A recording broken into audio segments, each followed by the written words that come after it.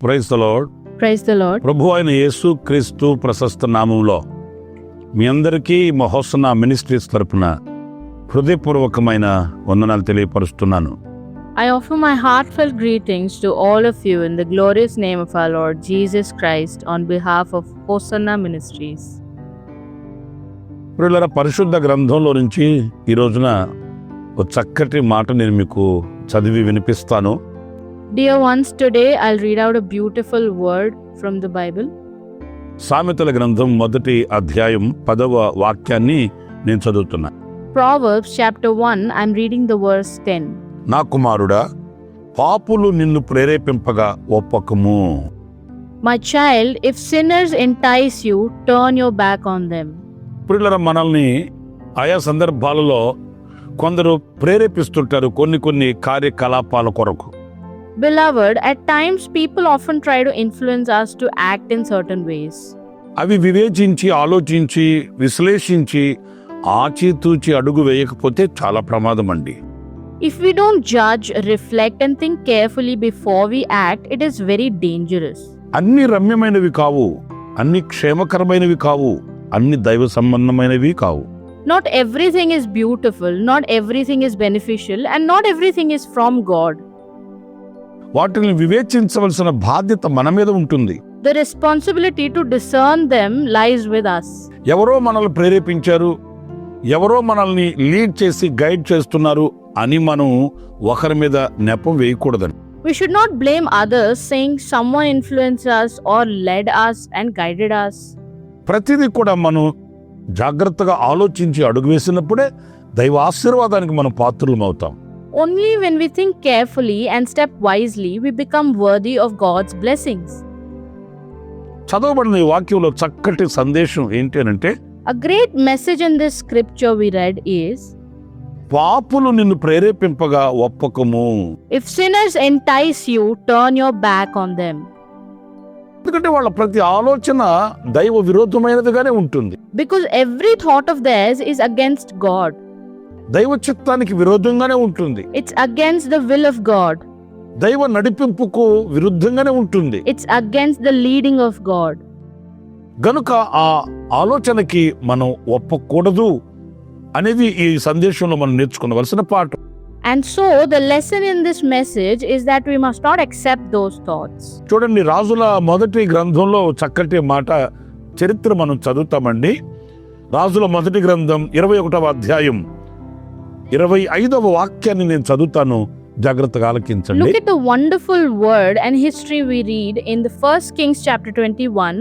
I'll read the verse 25. Listen carefully. తన భార్య అయిన యెజబెలు ప్రేరేపణ చేత యెహోవా దృష్టికి కీడు చేయ తన్ను తాను అమ్ముకొనిన అహాబు వంటి వాడు ఎవ్వడునూ లేడు. There was never anyone like Ahab who sold himself to do evil in the eyes of the Lord, urged by Jezebel his wife. అహాబు ఒక రాజండి. Ahab was a king. తనకు తాను నిర్ణయం తీసుకోగలిగినటువంటి ఆ శక్తి సామర్థ్యతలు ఉండి తీరాలండి. He must have the power and ability to make his own decisions. ఒక ఉన్నత స్థానమందు ఒక రాజు స్థానంలో నిలిచిన వ్యక్తికి విశాలమైన హృదయం ఉండాలి. అదే సందర్భంలో సమస్తమును గ్రహించగలిగినటువంటి జ్ఞాన సంపద ఉండాలి. A person at a high position as king must have a big heart and at the same time the wisdom to understand everything. ఈ అహాబు చరిత్రలో మనం గమనించినప్పుడు, When we look at Ahab's history, తన భార్య అయినటువంటి యెజబెలు ఆయనను ఏ రీతిగానైతే ప్రేరేపించిందో ఆ ప్రేరేపణకు లోపడిపోయాడు. he submitted to the kind of influence his wife Jezebel had over him. ఘాతకానికి పాల్పడ్డాడు. He committed a terrible act. అతడు దేవుడి చేత తృణీకరింపబడిన వ్యక్తిగా మిగిలిపోయాడు. He ended up as a person rejected by God. మన అనుభవాలలో కూడా Even in our experiences, ఇది దైవ సంబంధమైన ప్రేరణ కాదా అని యోచించి వివేచించవలసిన ఆ బాధ్యత మన మీద ఉంటుందని. we have the responsibility to think carefully and distinguish if something is a divine inspiration or not. ఎవరో ప్రేరేపించారని మనం అడుగులు వేస్తే, If we just act because someone influenced us, దాని వలన వచ్చిన పర్యవసానం మనం అనుభవించవలసి వస్తుంది. we will have to face the consequences that follow. ప్రేరేపించే వాళ్ళదేముంది, ప్రేరేపిస్తారు, It costs nothing for them to influence us. They do it. ప్రోత్సహిస్తారు. They encourage us.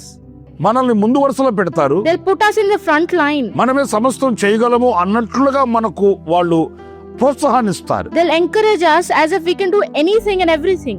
కానీ మనము అడుగు వేసేటప్పుడు ఆచితూచి అడుగు వేయకపోతే, But if we don't act carefully and cautiously, దేవుని సన్నిధిలో మనము దేవుని ఆలోచన తీసుకొనకపోతే, if we don't seek God's advice in His presence, దేవుని దగ్గర విచారణ చేయకపోతే if we don't seek God's guidance, చాలా ప్రమాదంలోనికి వెళ్ళవలసి వస్తుందండి.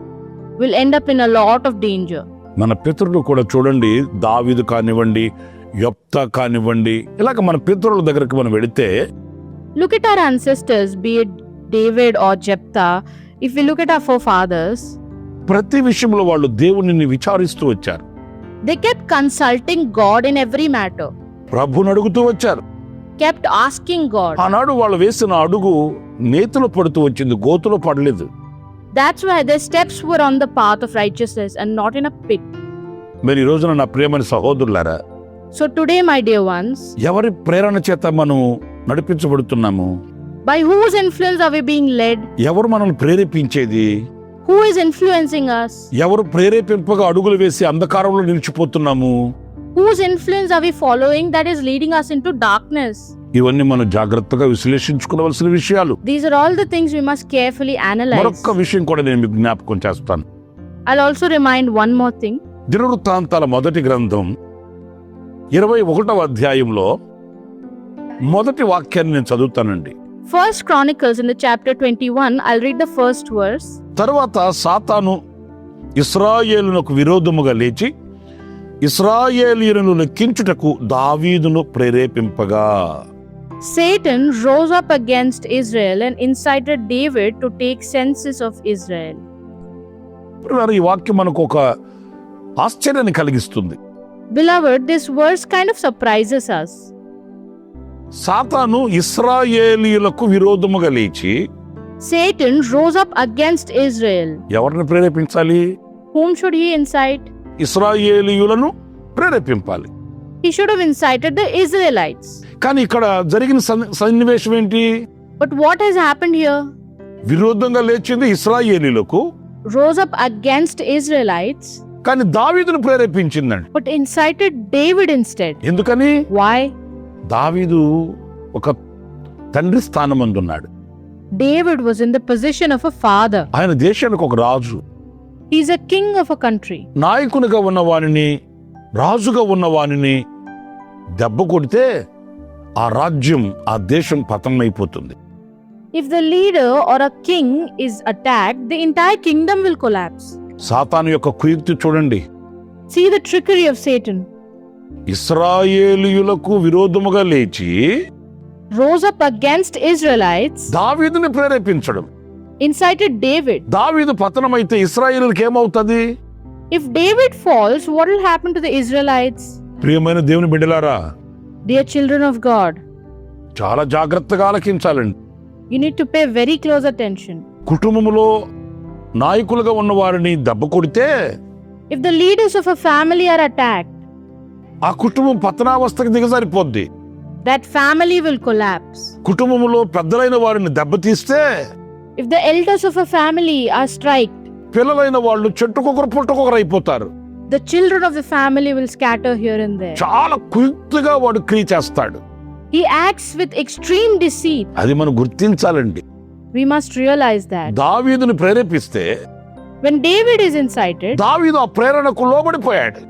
David gave in to that incitement. ఎలా ప్రేరేపించాడు సాతాను? How did Satan incite? నీ శక్తి ఏంటి? What's your power? నీ బలం ఏంటి? What's your strength? నీ సామర్థ్యత ఏంటి? What's your capability? నీకు ఎన్ని గుర్రాలు, రథాలు, రౌతులు ఉన్నాయి? How many are your horses, chariots and your riders? ఎంత ధనబలం, భుజబలం, జనబలం ఉంది? How much financial, physical and manpower do you have? నీ శక్తిని చూసుకోవయ్యా. Look at your own power. నీ బలాన్ని నువ్వు చూసుకోవయ్యా. Look at your own strength. నీకున్న ఆధిక్యతను చూసుకోవయ్యా. Look at the prominence you have. చూసారండి సాతాను ఏ విధంగా ప్రేరేపిస్తున్నాడో? Did you see how Satan is inciting? ఒకసారి మనం ఆలోచిస్తే, If you give it a thought, ఇప్పుడు దావీదుకి ఎంత సైన్యం ఉంది, ఎంత బలం ఉంది, ఎన్ని రథాలు, రౌతులు, గుర్రాలు ఉన్నాయి అవసరమండి? Now, how much strength and army does he have? How many horses, chariots, and horsemen are there? Is it all necessary? నేను ఎందుకు ఈ మాట అంటున్నానంటే, The reason I say this is, గొలియాతు మీదకి వెళ్ళేటప్పుడు దావీదుకి ఎన్ని రథాలు ఉన్నాయి? how many chariots did David have when he went against Goliath? ఎంతమంది రౌతులు ఉన్నారు? How many horsemen did he have?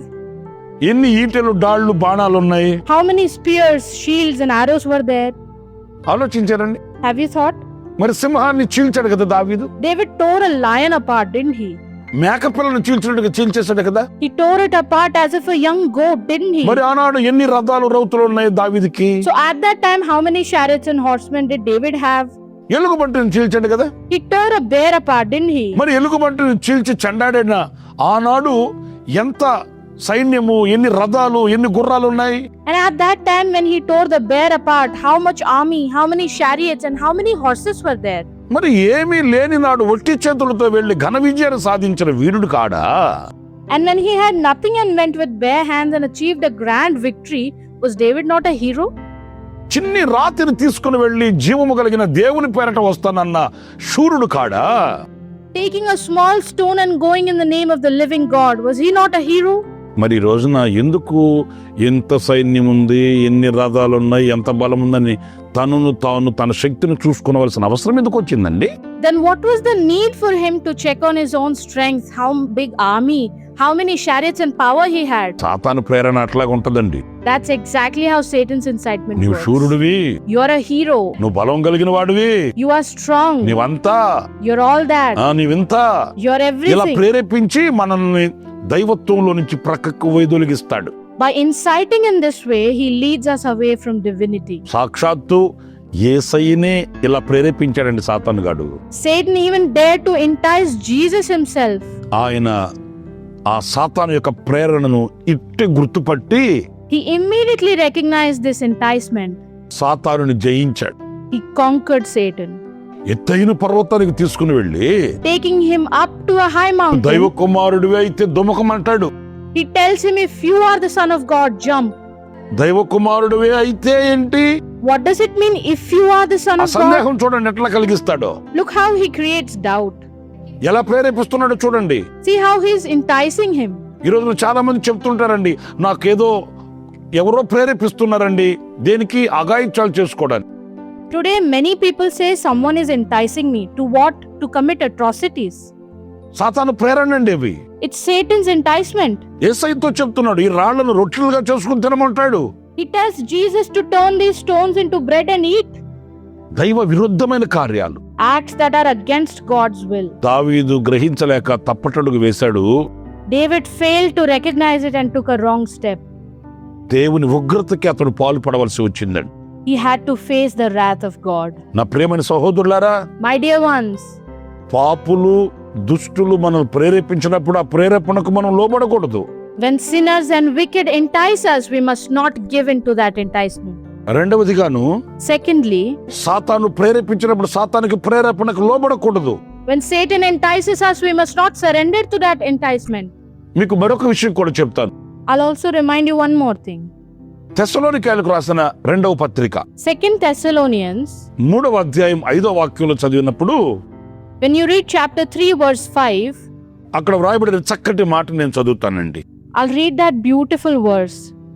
దేవుని యందలి ప్రేమయు క్రీస్తు చూపిన ఓర్పును మీకు కలుగునట్లు ప్రభు మీ హృదయములను ప్రేరేపించునుగాక. May the Lord direct your hearts into God's love and Christ's perseverance. శ్రేష్టమైన ఒక మాట మనం ఇక్కడ గమనించాలండి.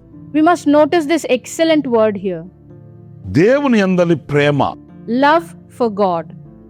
క్రీస్తు చూపిన ఓర్పు, Christ's perseverance. ప్రేమ, ఓర్పు. Love and perseverance. అసలు వాస్తవంగానే ప్రేమ అంటేనే ప్రేమలో ఓర్పు ఉంది. In fact, love itself is patient. Prema సహిస్తుంది, Love endures. Prema ఓర్చుకుంటుంది. Love is patient. ఈ ప్రేమ ఓర్పు మనలో కలుగునట్లు So that we may possess this love and perseverance, మన హృదయములను ప్రేరేపిస్తాడట ప్రభువు. the Lord will direct our hearts. మన ప్రభు యొక్క ప్రేరణ ఎలా ఉంటుంది? How is our Lord's leading? ప్రేమను కలిగిస్తుంది. It produces love. సహనాన్ని It నేర్పిస్తుంది, teaches tolerance. ఓర్పును పుట్టిస్తుంది. It produces patience. ప్రభు మనతో ఎప్పుడు చెప్పినా ఏం చెప్తాడు? Whenever the Lord speaks to us, what does He say? ప్రేమ కలిగి ఉండమంటాడు, He tells us to have love. ప్రేమించమని చెప్తాడు, He tells us to love. ఎదుటి వారిని హక్కును చేర్చుకోనమని చెప్తాడు. He tells us to embrace others. అందుకే ఈ రోజు చూడండి, That's why we see today. క్రైస్తవుడు ఎందుకు ప్రేమించగలుగుతున్నాడు? Why is a Christian able to love? క్రైస్తవుడు ఎందుకు కడుపు కట్టుకొని నోరు కుట్టుకొని ఈ రోజున ప్రభువును గూర్చి ప్రకటిస్తున్నాడు? Why do Christians sacrifice their needs and endure silence to proclaim the Lord? ఏమంటే నశించిపోయే ప్రజల కొరకై జీవితాన్ని పణంగా ఎందుకు పెట్టి ఈ రోజున క్రైస్తవుడు మోకరించగలుగుతున్నాడు?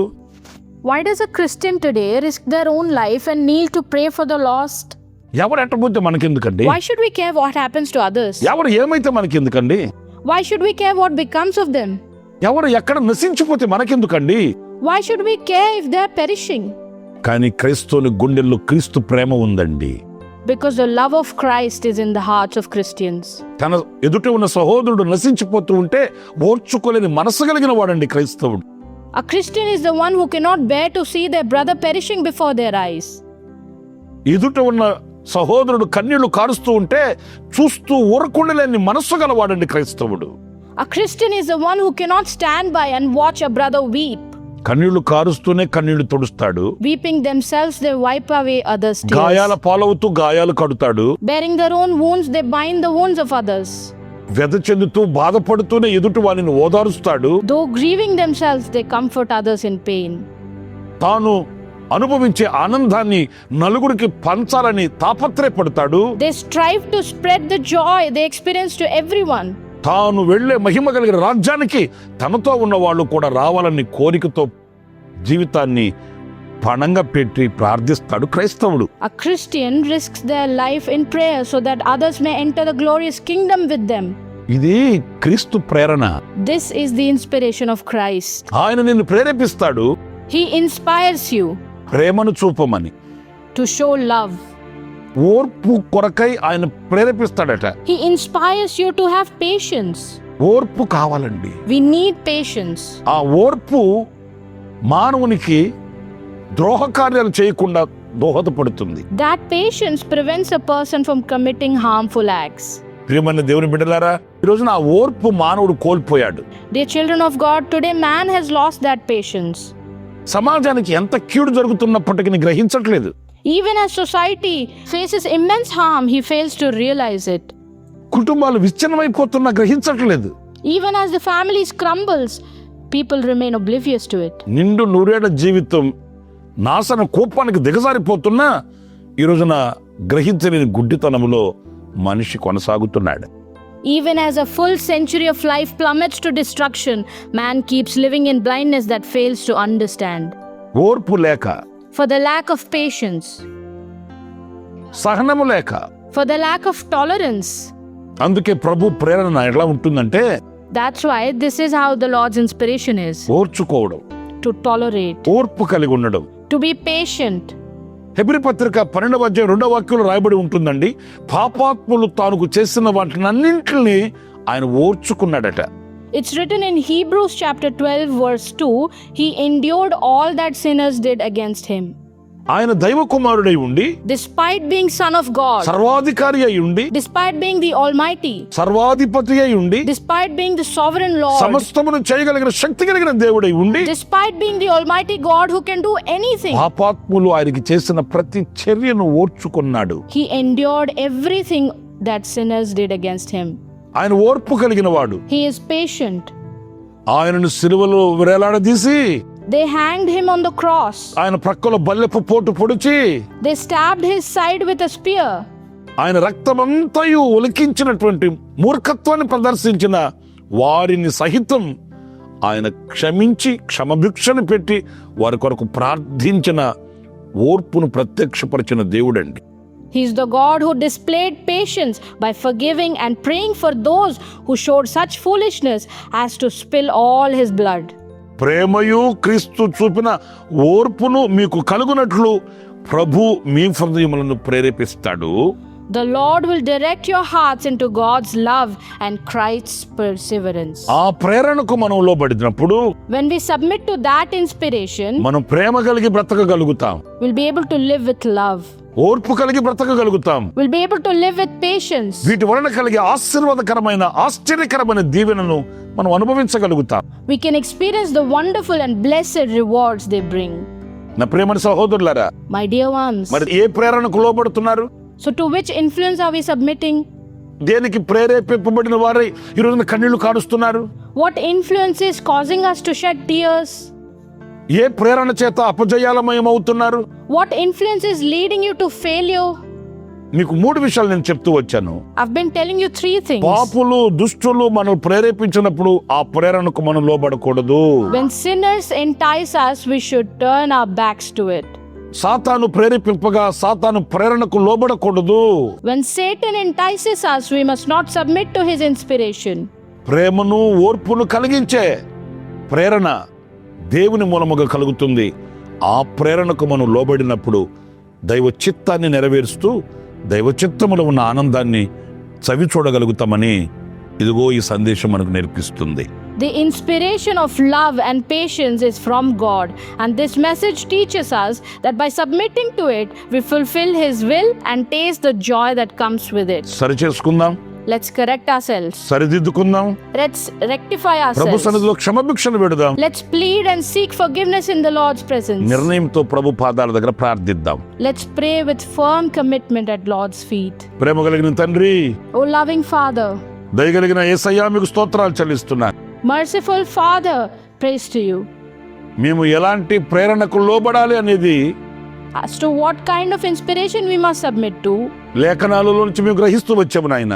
we've been understanding through scriptures, Father. పాపులు మమ్మల్ని ప్రేరేపింపగా, When sinners tried to entice us, దుష్టులు మమ్మల్ని ప్రేరేపింపగా, when the wicked tried to entice us, సాతాను మమ్మల్ని ప్రేరేపింపగా, when Satan tried to entice us, వివేచించగలిగిన వివేకమును మాకు సమృద్ధిగా మీరు అనుగ్రహించమని వేడుకొనుచున్నాను. I pray that you grant us an abundance of wisdom to distinguish what is right. నాయన మీరు మమ్మల్ని ప్రేరేపించినప్పుడు Father, when you inspire us, మీ స్వరాన్ని వినగలిగిన కృప మాకు అనుగ్రహించండి. grant us the grace to hear your voice. మీ స్వరాన్ని గుర్తించగలిగిన వివేకమును అనుగ్రహించండి.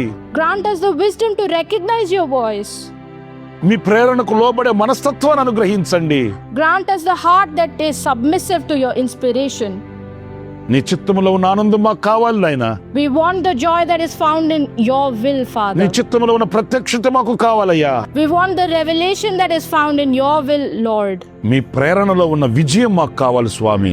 We want the victory that is found in your inspiration, O Master.